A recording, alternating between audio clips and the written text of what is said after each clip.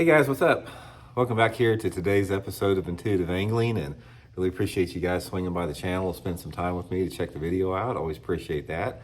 And guys, we have got another cheating situation. If you guys saw the video I did a couple days ago, I was reporting on a cheating situation that took place on Toledo Bend at the Sealy Big Bass Tournament. I believe it was 2 weeks ago down there, where somebody was caught stuffing 2.5 pounds of lead in a fish in that tournament.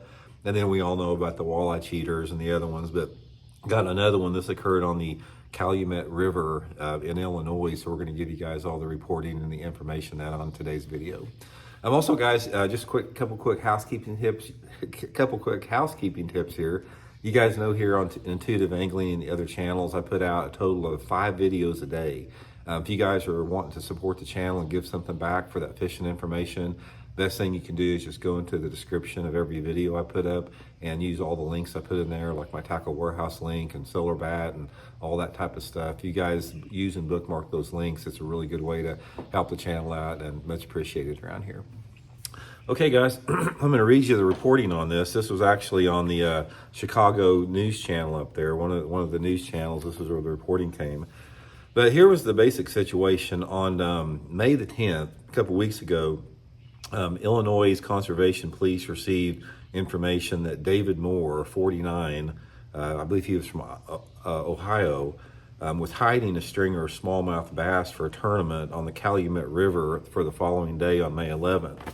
And what happened is the next day, Moore weighed the fish in, and they weighed 19.5 pounds, beating the second place competitor in the tournament by over 4 pounds if he would have been allowed to weigh him in.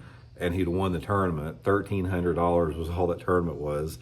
And then the police determined that those bass were not caught in the Calumet River. They were caught in Lake Michigan. So anyway, he was charged with he was cited for attempted theft by possessing over the limit of smallmouth bass, which is 3 in Illinois, failure to release them unharmed, possessing smallmouth bass resulting in wanton waste, throwing fish on the bank, and importing a VHS susceptible species into Illinois without a permit. So anyway, it goes on and on, guys. We've seen this over and over. We've talked about this on the video. This has been a problem in bass fishing since bass fishing tournaments started. So I think we're at the point now we've got to make some determinations on what we can do. Now, there's always going to be theft. I mean, that's just human nature. People have been doing that forever. A lot of people think they can get something for nothing. I don't think that you're going to take that out of the human experience for a few bad apples, but we can do something in tournament competition to keep that from happening. First of all, we talked about this here on the channel. There's way too many tournaments. We have got way too many tournaments as far as being able to police them and effectively monitor everything that's going on there. But in order for this cheating to completely stop, there's not very many options to it.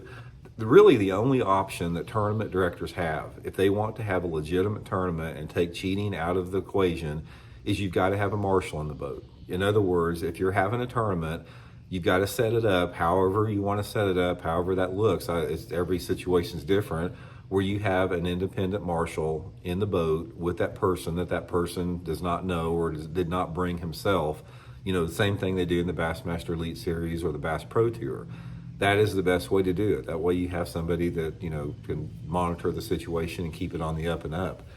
Aside from that, there's not a lot you can do. You could have cameras in the boat, like you could require anglers to put GoPros to film their day, but that never works because those dang GoPros break down half the time. So what happens if you're out there and you've got your GoPros all set up and you have good intentions and you catch a couple big ones, and then all of a sudden you look back there and your GoPros froze up and you didn't get any of the video. So that's not a deterrent. FLW tried that for the last couple of years I fished them, but like I said, mine broke down an hour into every day that I was out there. Polygraphs obviously are not a deterrent because we've seen a lot of times on some of even the bigger tournaments where anglers will fail a polygraph test, yet they're not penalized for it, or there's a gray area, or polygraphs are not admissible in court. There's a lot of fundamental flaws around polygraphs. People can unfairly get caught cheating or accused of cheating for not cheating in polygraph, and people can also beat a polygraph test if they're cheating. So that's not a good determination. So until they can do that, as long as they're having these buddy tournaments, these big giant buddy type tournaments out there, and still that they can do something to totally ensure the just the fair play of every one of these tournaments, this is going to keep happening. I mean, for every one of these guys that get caught, there's probably, if 20 guys get caught cheating a year in bass tournaments, there's probably another 100 that don't get caught. These are just the guys that happen to get caught. Just like this dude here that, brought those fish in from a different lake. If somebody just hadn't happened to see him and had some type of an anonymous tip, he'd have probably got away with it. Probably happens every day. So, in my opinion out there, the only way that we're going to get around this is through marshals. And I know that a lot of times marshals that would be a pain in the butt for tournament organizers to try to figure out. But the only way that you can really do that is, let's say whatever tournament that you go to, you can either have some type of an incentive to bring marshals in, like some type of a financial incentive. Like, say, for example, the anglers pay an extra $100 on their entry fees to give to the marshals as an incentive to ride with them, or everybody can bring a person to the tournament with them that's going to act as a marshal in the tournament, and they're paired with somebody else. It could happen. It's just getting it to do it. But the problem is we got so many little jackleg buddy tournaments around the country, just everywhere.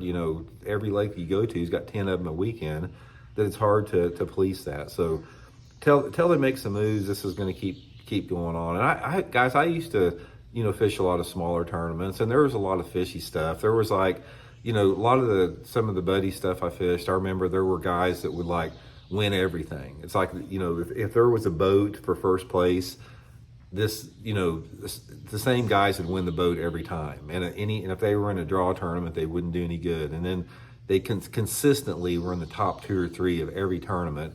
And I fished long enough to know that you can't do that. There's too many variables in bass fishing, controlled and uncontrolled variables, that never allow anybody to maintain that level of consistency. But again, if you can't prove it, what can you do about it? And if somebody takes a polygraph test and passes that polygraph test, then what do you do about it?